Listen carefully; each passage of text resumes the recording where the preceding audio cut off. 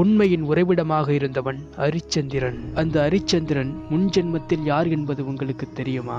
அந்த அரிச்சந்திரனை விஸ்வாமித்திர மகரிஷி எண்ணிலடங்கா தொல்லைகளுக்கு உட்படுத்தினார் என்பது நம்மில் பலருக்கு தெரிந்திருக்கும். ஆனா விஸ்வாமித்திர முனிவர் ஏன் அப்படி செஞ்சார் என்பது உங்களுக்கு தெரியுமா? இதற்கான பதிலை இந்த வீடியோல பார்க்கலாம். அதுக்கு முன்னாடி நமது சேனலை சப்ஸ்கிரைப் பண்ணிட்டு பக்கத்தில் இருக்கக்கூடிய பெல் ஐக்கானை கிளிக் பண்ணி ஆல் அப்படிங்கிறத செலக்ட் பண்ணி வச்சுக்கோங்க. சில காலத்திற்கு முன்னாடி காசி நகரை காசிராஜன் அப்படிங்கிற மன்னன் ஆண்டுட்டு வந்தான். காசி விஸ்வநாதரிடத்தில் மிகுந்த பக்தி கொண்டவன் தான் அந்த காசிராஜன். காசிராஜனுடைய மகள் மதிவாணி. பருவ வயதை அடைந்த மகள் மதிவாணிக்கு சுயம்பரம் செய்ய முடிவு செய்து மன்னர்களுக்கு சுயம்பர ஓலை அனுப்புறான் காசிராஜன். அதனை ஏற்று வந்த மன்னர்களில் ஒருவன் தான் மகத நாட்டு மன்னன் திரிலோசனன். அந்த திரிலோசனன் மிகுந்த அழகும் கம்பீரமும் உடையவனாக இருந்தான். வந்திருந்த அனைவரையும் வரவேற்ற காசிராஜன் தன்னுடைய நிபந்தனையை சொல்றான். கூண்டில் அடைக்கப்பட்ட சிங்கத்தை காட்டி இதை யார் வெற்றி கொள்வாரோ அவருக்கு என் மகள் மாலையிடுவாள் அப்படின்னு சொல்றான். அந்த சிங்கத்தின் தோற்றம் பார்ப்பவரை எல்லாம் அச்சப்பட வைக்கியது. எல்லோரும் தயங்கி நிற்க திரிலோசனன் கொஞ்சம் கூட அச்சமில்லாம கூண்டுக்குள்ள போறான். அந்த சிங்கத்திற்கும் திரிலோசனனுக்கும் பலமான சண்டை நடக்குது. இறுதியில சிங்கத்தை வீழ்த்தி வெற்றி பெறனா திரிலோசனன். அதன் பிறகு மதிவாணி திரிலோசனனை மனம் புரிகிறார்.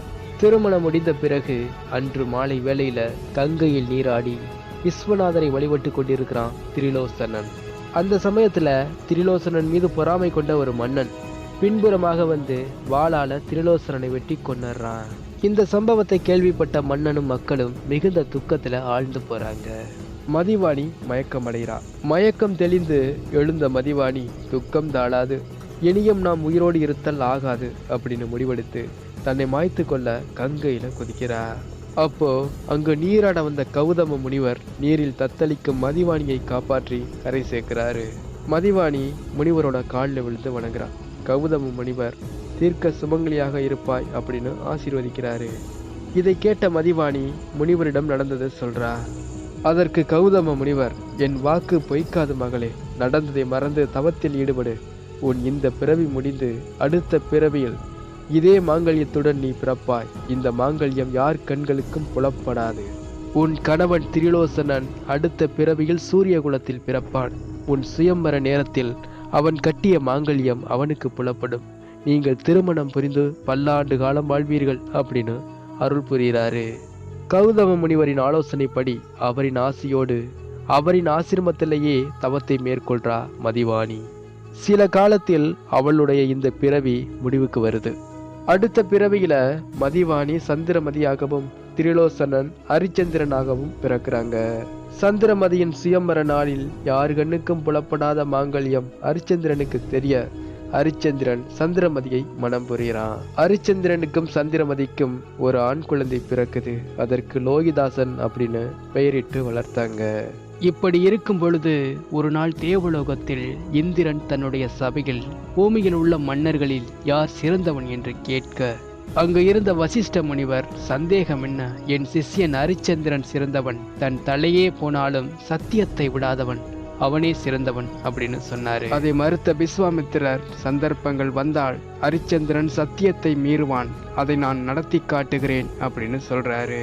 சொன்னதை போலவே அரிச்சந்திரன் வாழ்க்கையில் பெரும் புயலென துன்பங்களை கொடுக்கிறாரு விஸ்வாமித்திரர். அரிச்சந்திரன் தன்னுடைய ஆட்சியை இழந்து மனைவி மகனை பிரிந்து மயானத்தில் பிணம் எரிக்கும் நிலைக்கு போறான். ஆனாலும் தன்னுடைய சத்தியத்தை அவன் காத்தணிக்கிறான்.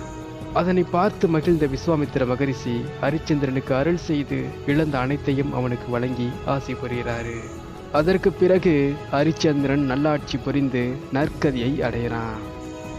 முற்பிறவியில் திரிலோசனனாக இருந்த அரிச்சந்திரன் விஸ்வாமித்திர மகரிஷியிடம் தனக்கு பிறவா நிலையை அருள வேண்டும் சுவாமி என்று பணிந்து நின்றான்.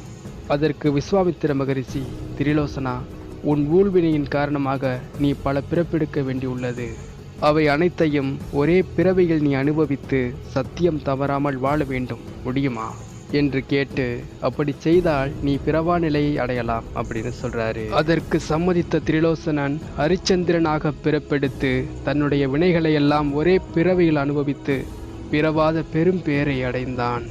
அவனை துன்புறுத்த அவனுக்கு சோதனைகளே இல்லை, அவன் வினைகளை கழிக்கவே சோதனைகளை தந்தார் மகரிஷி விஸ்வாமித்திரர்.